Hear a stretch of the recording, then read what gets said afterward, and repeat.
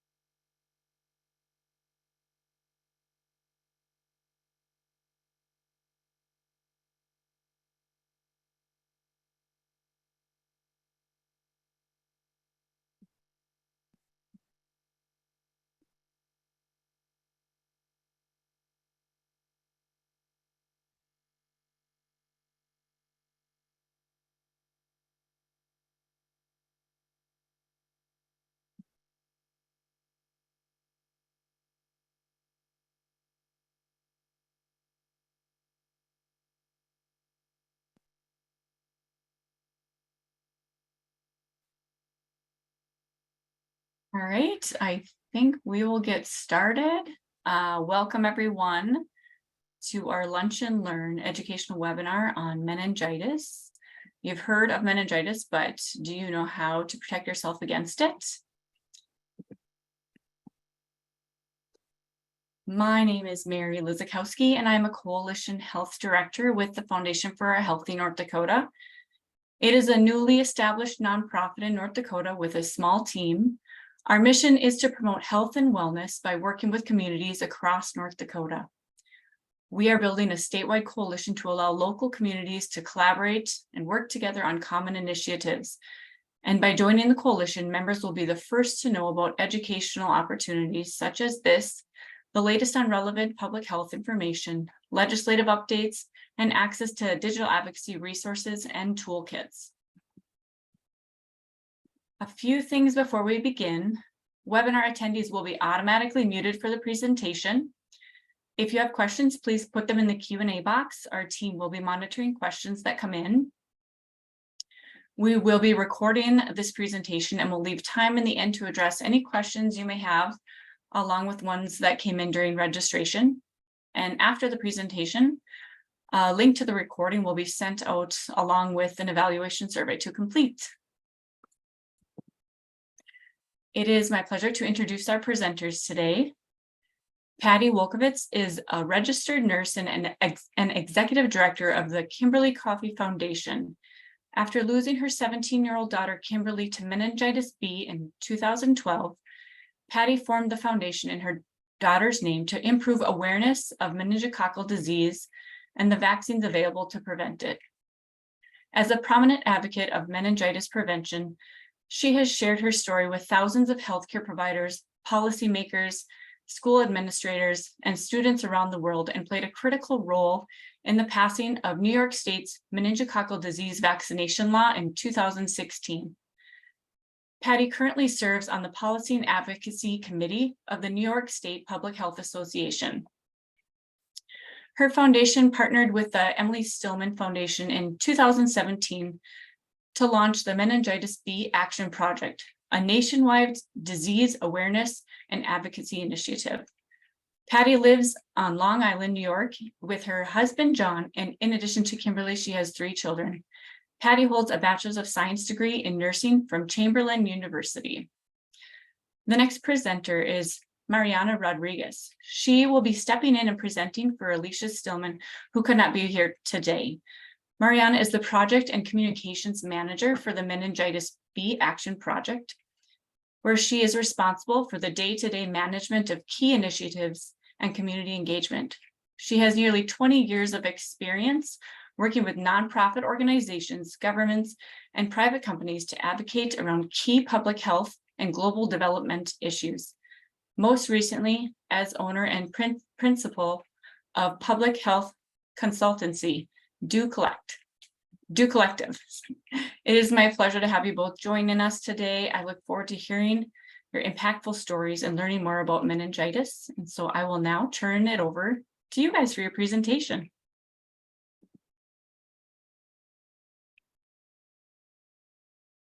Thank you, Mary and team. I'm Patty Wukovitz. Thank you for the introduction. I am speaking to you from New York. Mariana will be speaking to you from Louisiana. And we're really happy to be here. And we hope that you will take the information that you learned today, including our daughter's stories, my daughter Kimberly's story and Alicia's daughter Emily, her story, and use them in practice, because as you'll hear, it's really the personal stories that are very impactful. So you've heard of meningitis, but do you know how to protect against it? So we'll talk about that. Before we get into it, we're going to play a video called Meningitis B Shatters Dreams. And it really will give you, it will sum up basically what we'll be speaking about today.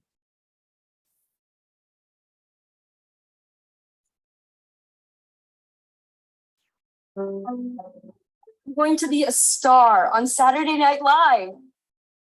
I'm going to be a pediatric nurse. I'm going to write the next great American novel.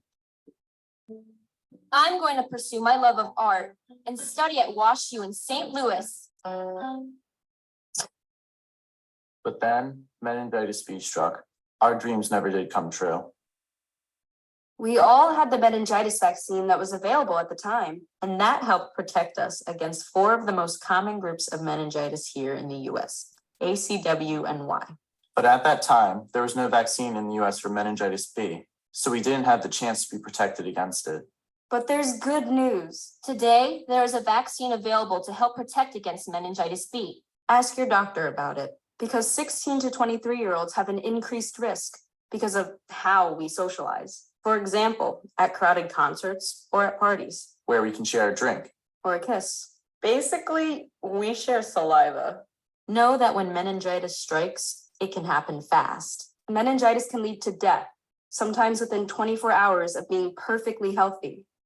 I can't imagine thinking it's okay to knowingly help protect myself against only 4 of the 5 vaccine-preventable groups of meningitis. That is not okay. Help make your dreams come true. Get vaccinated with both vaccines, the one for ACW and Y, plus a separate shot for Men B. Do it because you can.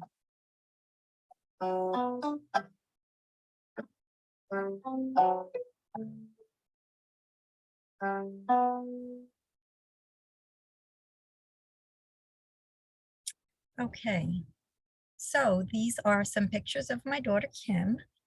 I like to show this collage of her because she's not just this 17-year-old who died from meningitis B. She was so much more. She was an adorable toddler. She was just a great little kid. She had these cute little freckles on her face. She was just a lot of fun. Kim loved to sing. She'd grab a broomstick, she'd grab a hairbrush, anything she could to sing and perform. That was all what she was about. She'd come flying into a room, she'd like slide into the room and, you knew she was there. She was just really so much fun. And at 17 years old, Kim knew what she wanted to be. She knew she wanted to be a pediatric nurse. She wanted to follow in my footsteps as a nurse, but she specifically wanted to work with kids and save children's lives. So she was registered at a college in New York to begin her nursing education. Kim was in her last 2 weeks of senior high school, looking forward to prom, looking forward to graduation, and looking forward to beginning, nursing school. In fact, she had her prom dress hanging on her closet door, all ready to be danced in. Her little shoes were right there, ready to go. And she came home from school one afternoon with body aches and a fever of 101. So I gave her some ibuprofen, and she was absolutely fine after that. She was her normal self, skipping around the house, jumping around, perfectly fine. I called the pediatrician because she insisted that I do. And he called me back. It was after hours. And he said, these sounds like she possibly has the flu. These are flu-like symptoms. Touch base with me in the morning and let's see how she's doing. So we just took it at that. For some reason, I slept in her bed with her that night, maybe mother's intuition, I don't know. But I did. It's not something I normally did. When we woke up that next morning, boy, were things different. Kim could not lift her head off the pillow. She could barely move. And she said, "Mommy, everything hurts me from my eyelashes down to my toes. There's something really, really wrong with me. I need you to take me to the emergency room." And I just remember thinking, wow, that's what 17-year-old begs their mom to take them to the ER. Like, really, what's going on? And then she said to me, "I feel like my ankles are bleeding." I said, So I looked at her ankles, and she had some petechiae on her ankles, and she had some purple, she had purple dots on one of her ankles. And it very quickly started to spread into a purplish rash on her legs right before my eyes. So I rushed her very quickly to the emergency room. Once we got there, they put her in isolation immediately. They drew blood cultures and started IV antibiotics. They knew what she had. They were asking Kimberly tons of questions. "Kim, where were you this past weekend? Who were you with? What were you doing?" These type of contact tracing questions. And she was able to answer them, although she was very uncomfortable. Her back was hurting her. She said, "Oh, my back, my back." And, we looked, all of myself and the doctors and all the residents that were there. There was a ton of people in the room. And we just saw this rash go right up her back as she complained about her back hurting. And the doctor pulled me outside of the room, and she said that we suspect that your daughter has bacterial meningitis. And the bacteria has actually infected her blood, and that's why we're seeing this rash. And I said, "Well, she can't have bacterial meningitis. My daughter was vaccinated. She got the meningitis vaccine at 11, and she got the booster dose at 16. So it must be something else." And that's when the doctor explained to me that the meningitis vaccine, the MenACWY vaccine that Kim got at 11 and the booster at 16, only protected her against those serogroups, A, C, W, and Y. And the doctor suspected Kim had serogroup B, or meningitis B, and she did assure me that we don't have a vaccine. This was in 2012. And in 2012, we did not have a vaccine for meningitis B. So I was trying to wrap my head around this whole thing. How could she have meningitis? She was vaccinated, this whole thing, but things just happened so quickly. She was put up into the pediatric intensive care unit because she was just 6 weeks shy of turning 18. And by the time she got up to the intensive care unit, she was septic. She was in multi-organ failure. She never urinated. Once she got to the hospital, she never urinated. Her organs were failing, and she was in septic shock. She went into cardiac arrest on day 2. She went into cardiac arrest, and they resuscitated her and put her on a ventilator. And as the days went on, it looked like Kim was actually going to pull through this. She was strong. She was healthy. We really thought she was going to pull through. But throughout, because she was in shock, her limbs had turned bright purple because of lack of oxygenation to her limbs, because she was in multi-organ failure as well. And they did turn black. And the doctors told me that if Kim survives this, she will likely be a quadruple amputee. So that was quite shocking. But we were ready to take her home in, whatever condition she was in. But if her brain was functioning, this is what it would be. But then a few more days went on, and it was also determined by different scans that Kim was also losing blood flow to her brain, and she had impending brain herniation. And we had to make a very difficult decision because she was brain dead at that point, and we had to take her off life support. So we, through this tragedy, I created the Kimberly Coffee Foundation in Kim's memory, and I educate all over the country. I speak, just spoke in London as well. And it's, my main mission through the foundation is to educate about the disease. I tell Kim's story all the time. I also, mention, because this is something that sticks in people's minds, I mention that, 2 days before Kim's prom, we buried her in her prom dress. That sticks with people. That's very relatable. People really get that, So I educate all over. And then, and I'll tell you Emily Stillman's story, but Alicia and I joined forces, and we created the Meningitis B Action Project, which has become basically the educational arm and our resources for both of our foundations. And we really have a lot of information that I'll share with you about the Meningitis B Action Project. But now I'll tell you about Emily. So this is Emily Stillman, Alicia's daughter. Emily was a 19-year-old college sophomore at a liberal arts college in Michigan, where she's from, and she complained of a headache. Alicia spoke to her one evening on the phone, and she said, "Mom, I have a really bad headache, but I think it's because I'm doing so much studying. You know how I get. My head really hurts when I start doing all that." And she said, "Take some ibuprofen. We'll touch base in the morning." And that's what happened. Little did Alicia know until the next morning that throughout the night, Emily's headache got much more severe, and she asked her roommates to take her to the hospital. So they did, and she went in there to be treated for a migraine. But then it became apparent because she had brain swelling, it became apparent that it was much more than a migraine.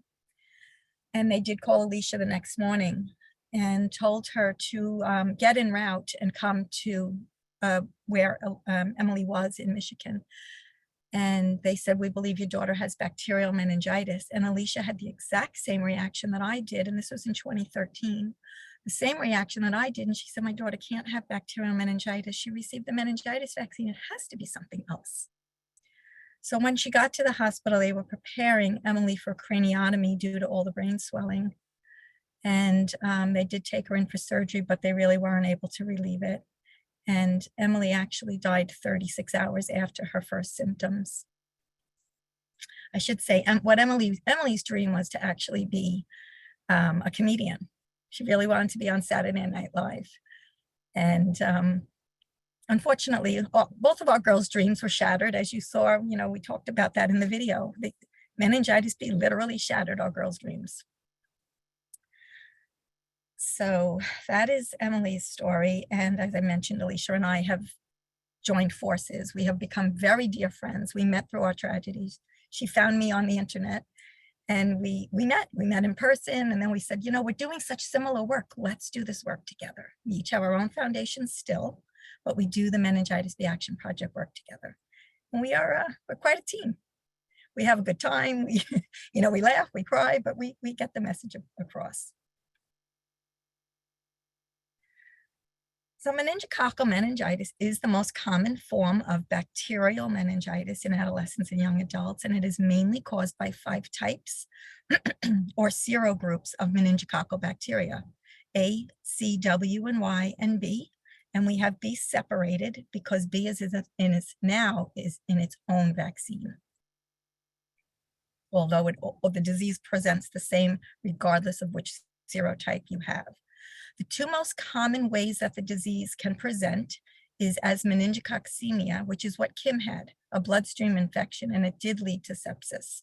Or it could be meningitis, which is an infection of the membranes that surround the brain and spinal cord, which is how it presented for Emily. And it actually can present in both ways. For our girls, it was 1 for one and 1 for the other. And again, the symptoms are the same for both. The way the disease is transmitted is through the exchange of saliva. It is easy to spread from person to person. It can be through kissing. It can be through sharing a water bottle, sharing a drink, sharing anything with saliva on it, e-cigs, vapes. Being in close quarters puts you at higher risk. Now, a lot of people think of bacterial meningitis as a college-only disease. It is not just college only. As you know, my daughter Kim was a high school senior. She was still living at home with me. She was not in a dormitory situation where Emily was. So it is not just a college disease. It can be spread through being coughed or sneezed on. And this would be from somebody who's actually a carrier of the disease. So many of us actually carry the meningococcal bacteria in the back of our nose and throat and unknowingly will pass it on to somebody else. We don't get sick. We clear the bacteria ourselves. We clear the meningococcal bacteria, but we can pass it on to someone else. So you never know who's sick. So this is why we always have to be so careful with sharing things. Be very careful, be very smart, and know this is how this disease is transmitted. So the symptoms can be a high fever, can be a stiff neck, vomiting, headache, exhaustion, or in Kim's case, a purplish rash. Kim did not have a headache. She did not have a high fever. Her fever was 101. Emily did not have a fever. she had a headache. Neither one of our girls had nausea or vomiting. So it's really important to know all of the different ways and the different symptoms. This disease is so severe that it can kill somebody in a matter of hours, in as little as 24 hours. 1 in 10 people who contract the disease will die from the disease, despite proper and aggressive medical treatment. And that is what happened with Kim and with Emily. They were both diagnosed immediately and treated properly, but neither one of them was able to, unfortunately, survive this disease.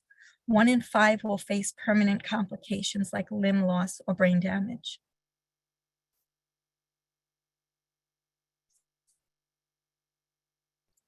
So our main message is that it takes 2 vaccines. So we always, on all of our resources through the Men B Action Project, we have these 2 circles because we want to highlight the fact that it's 2 separate vaccines with the plus sign in the middle because you need both. It's like peanut butter and jelly. You can't have one without the other. At least I don't think you can. So, you need the MenACWY vaccine. The first dose is given at 11 to 12. Second dose is given at 16.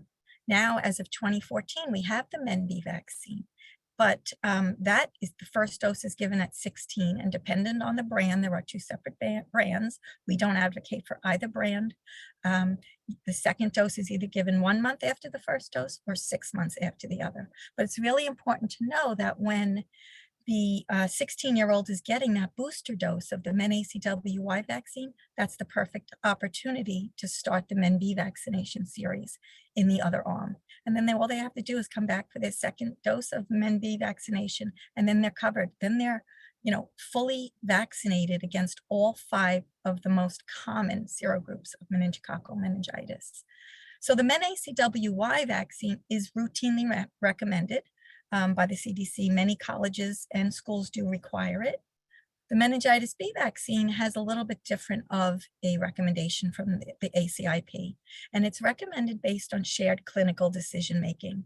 And few colleges and universities actually do require the Men B vaccine, contrary to what a lot of parents think. So when I speak with a lot of parents, they'll say, oh, my child got the meningitis vaccine because they needed it for high school or they needed it for college. And then I say, I know what you're thinking. They most likely have not gotten the Men B vaccine because it is only required at about 43 colleges that we're aware of. Excuse me. Next slide, please. Shared clinical decision-making is the recommendation for Men B, and it causes a tremendous amount of confusion amongst parents, providers, and the patients. So I give a lot of vaccines through my job that I'm doing right now. And, I always talk about Men B, and I give the Men B vaccine, which is like really amazing for me to actually have a vaccine in my hand that really would have saved my daughter's life had it been available. So shared clinical decision-making, according to the CDC, the reason that they gave it, the recommendation is individually based and informed by a decision process between the healthcare provider and the patient or the parent guardian, depending on the child's age. The decision about whether or not to vaccinate can be informed by whether or not they are at increased risk of meningococcal meningitis. If they are, with the best available evidence, we determine who may benefit from vaccination, the individual's characteristics, values, and preferences, the healthcare provider's clinical discretion. And then they do have to take into account if the patient is at risk for meningococcal meningitis, characteristics of the vaccine being considered. So that's what the shared clinical decision recommendation is based on. So the difference between the 2 recommendations. So given that Men B is a newer vaccine at the time that ACIP reviewed it, which was in 2015, they did not have enough evidence on duration of protection, the effects on carriage, and the effects on herd immunity and strain coverage. And there is a low incidence of disease. There is a high cost of routinely vaccinating everyone. So we know from a public health standpoint to vaccinate everyone against meningitis B to, just save a few lives is not cost effective. let's get real. We know that you can't put a price on anybody's life, not on my daughter's life, not on your patient's lives, not on your children's lives. You just can't put a dollar amount to that. But that is what was behind this shared clinical decision-making recommendation. So the challenges that we are working to overcome through the Men B Action Project is that we know that some healthcare providers are not talking to their patients at the 16 to 18-year-old visit about the Men B vaccine. And there was a study in 2018 in the Journal of Pediatrics that showed that 49% of pediatricians and 69% of family physicians did not discuss Men B vaccination. So, a lot of that is driven by the shared clinical decision-making recommendation, whereas the MenACWY vaccine has that routine recommendation. So it's really important how these vaccines are recommended. Another challenge that we come across is a lack of school requirements. So while the MenACWY or Men B vaccines are not required in many US schools, colleges, and universities, a recent study by the Men B Action Project found that a lack of requirement was the most common reason why healthcare providers didn't discuss the Men B vaccine with their 16 to 23-year-old. And also, the most common reason why parents decline the Men B vaccine, because their child's school was not going to require the Men B vaccine. So now think about that. You're just talking about those kids that are going to college. Think about all the kids that go to a trade school, the kids that don't go on to any schooling. Those kids have to be just as protected. So we have to remember that, that is one of the challenges, the school requirement. We have to protect all of these kids. On the Men B Action Project website, meningitisbactionproject.org, we have this map. And we show which schools have actually had meningitis B outbreaks, which ones are actually requiring Men B vaccination, and which ones have had or are actually recommending the Men B vaccine as opposed to requiring it. And you'll see in the box on the right that there really are not a lot. And we have found, and correct me if we're wrong, and please tell us if you know of any other schools in North Dakota, but we have found that there currently are no schools in North Dakota that require the Men B vaccine. And also keep in mind, when I say schools, I'm talking about colleges, because there are no high schools anywhere in the United States that are requiring meningitis B vaccination.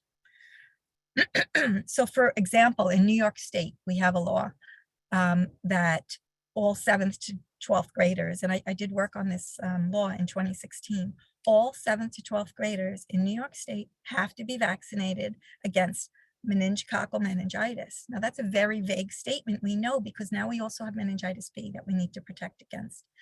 So New York State, you have to be vaccinated, and it's just with the MenACWY vaccine. And that's very similar to the laws in many other states. So parents basically have a false sense of, a false assumption that because my child is fulfilling my state's requirement, that they must be protected against bacterial meningitis. But no, because the meningitis B vaccine is not included in those vaccine laws.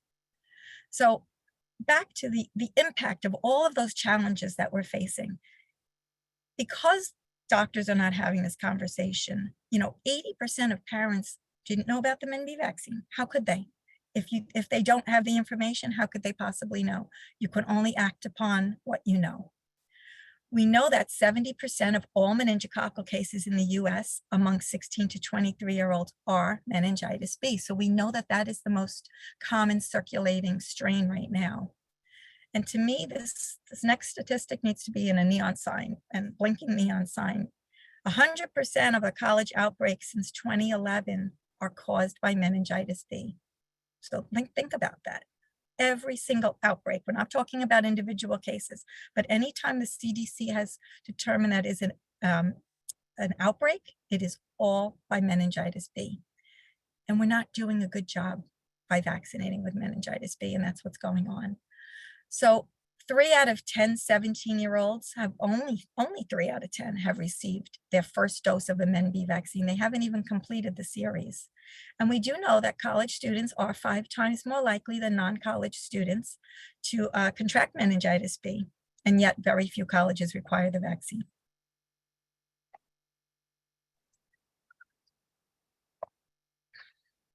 Now I'm going to turn it over to Mariana. Perfect. Thank you so much, Patty, and thank you again to everyone for having us today.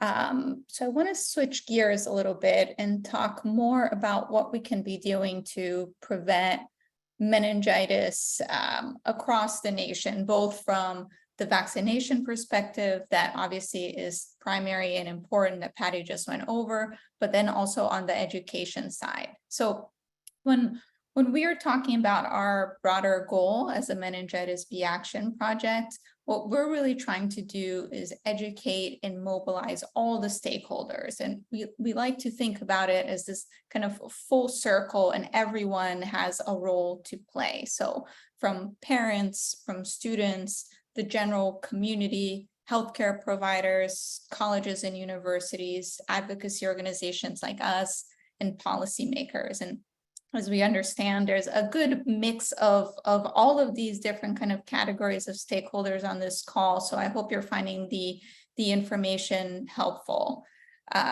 So the Meningitis B Action Project was started, as Patty mentioned, by both Patty and Alicia, bringing together their organizations as a way to educate the public about meningitis vaccination and meningitis prevention in general.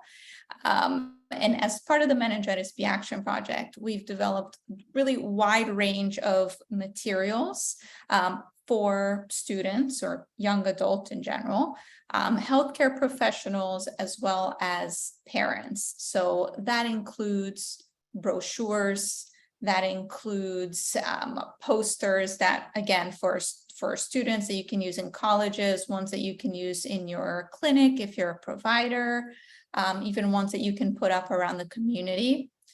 We also have one-pagers and an algorithm for physicians, which I'll go into in a second, magnets, social media graphics, video. So you get the idea. Really anything that you will need to educate in your own community is available to you free of charge, and you can reach out to us directly. I'll show you our email in a second at the end of the presentation, or you can also download them on our website, which is meningitisbactionproject.org. So in addition to the kind of print materials, we do have a range of social media graphics that you can use in your own personal social media channels or your organization's social media channels to emphasize the key messages that we are presenting to you today, including the circles that Patty mentioned earlier. That's our key message showing, remember there's 2 different kinds of meningitis vaccines, and then other key graphics highlighting important stats, like the fact that many parents don't know that there is this other vaccine. And even the first 2 up top there are 2 new graphics for us. And these are meant to really show the young population, young adults, that they can take charge of their health and it is possible to protect themselves against meningitis B. So going a little bit away from kind of more of a scary messaging and into more kind of empowering messages to get that population vaccinated. Now, for providers specifically, for providers around the call today, we'd be happy to send you copies of this. So because of some of the issues that Patty mentioned earlier in the presentation, that there is a lot of either kind of lack of awareness or misunderstanding of the shared clinical decision-making recommendation around the meningitis B vaccine, we created this algorithm, which basically includes a decision tree for both MenACWY and for MenB, so that providers can easily pull it out. It's an easy booklet for you to flip through and kind of see the decision tree around, when should we be vaccinating patients for both B and for ACWY, and to help you navigate any of those special cases or just regular population as well. So that's available. We're happy to ship those to you if that's of interest. And we're in the process of developing a mobile app version as well to make it even easier and more accessible. And it's available for download on our website if you'd like. Now, for those of you who might be working on college campuses, we recently launched what we call our Meningitis B Student Hub. So over the previous year, we worked with a group of students across the country to develop meningitis B focused messages, materials, letters, social media posts that would really resonate with a younger high school, college, young adult population.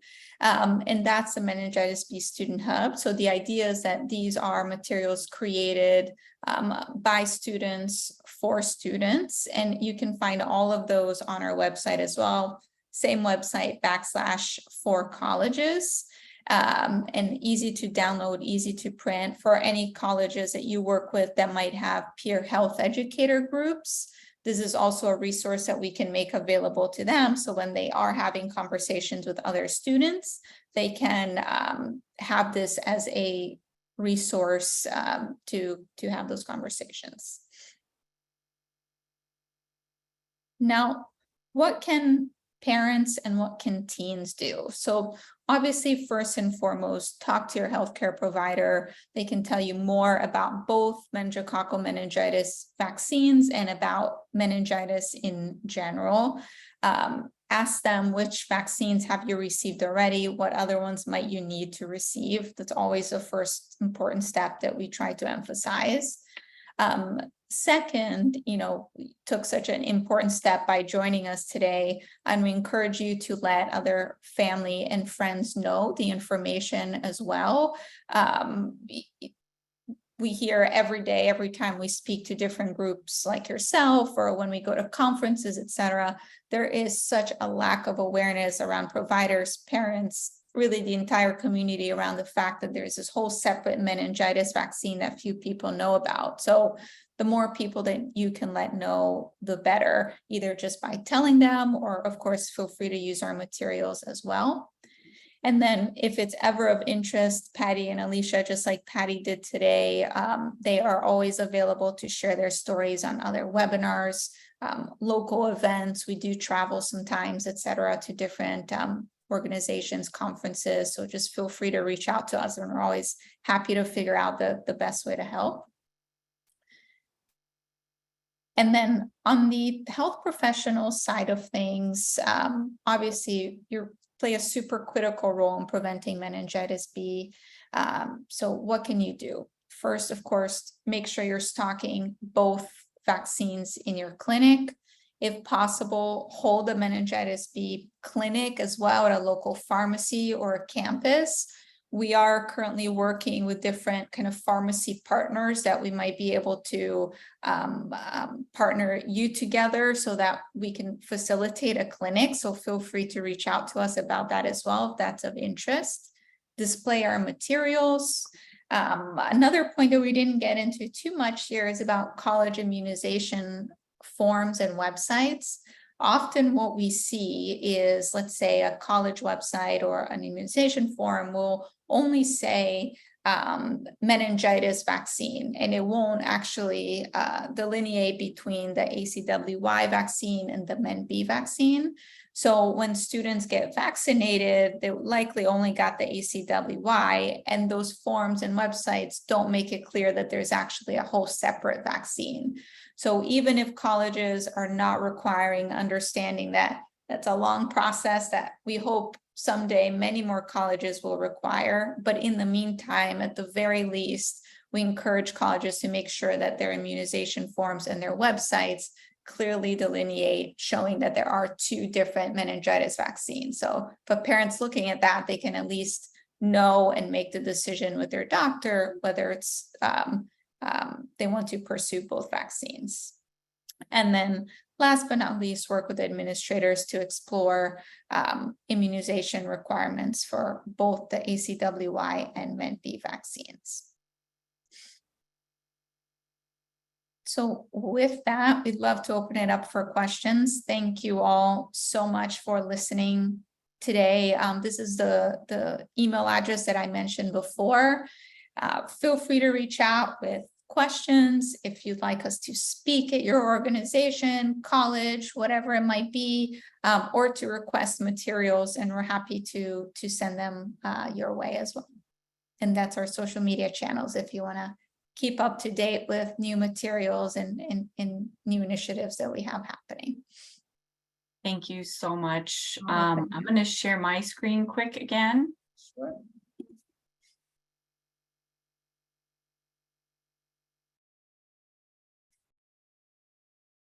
All right. So thank you both so much for joining us today and sharing the impactful stories and education on meningitis.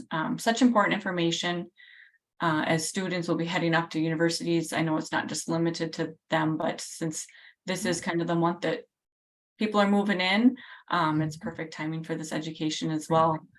Before we move into questions, I just wanted to add that there is an evaluation survey attendees can scan on this slide and take as we move into any questions that there are. And we will also include this survey in the follow-up email after the presentation. I'm just going to take another check at the Q&A. So far, we don't have any questions that came in on the Q&A. I know we did have that one come in during registration on how meningitis is a brain injury, and I know you did cover some of that. Did you want to talk any more about that, or is there anything you can add to that? Not too much more, just that, they can have lifelong neurological issues. They can have, hearing loss, vision loss, and people don't always, see those things. So they, when someone says they had bacterial meningitis, you may not know, like in Kim's case, she would have had her limbs amputated. Her skin would have been very, very scarred from the rash that she had. So we don't always see that. So it is really important to ask those questions on screening. Thank you for that. So I do not see any questions that have come in.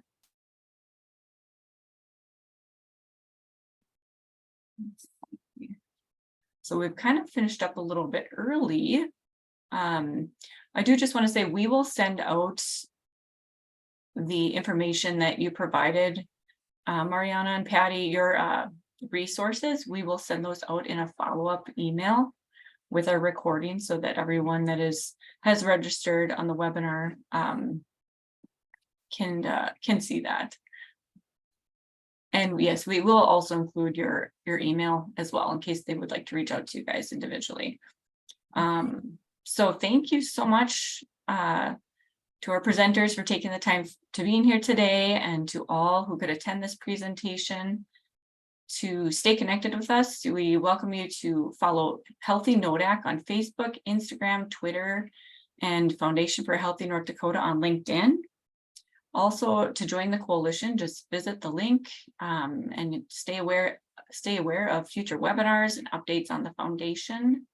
And lastly, I do have the QR code up here again. If you would please take the evaluation survey, it will be emailed out as well.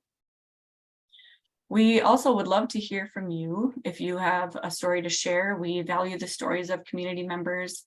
If you know someone or have a story to share on how a disease impacted your life, you can contact me or leave a brief description within the evaluation survey. There is a designated question for this, and we will follow up with you. So just going to do one more check for any questions. I don't see any. So thank you so much for being here, everyone. And I hope everyone has a good rest of your day. Thank you so much for having us. Thank you, everyone. Take care. Bye-bye. Yeah. Bye. Bye.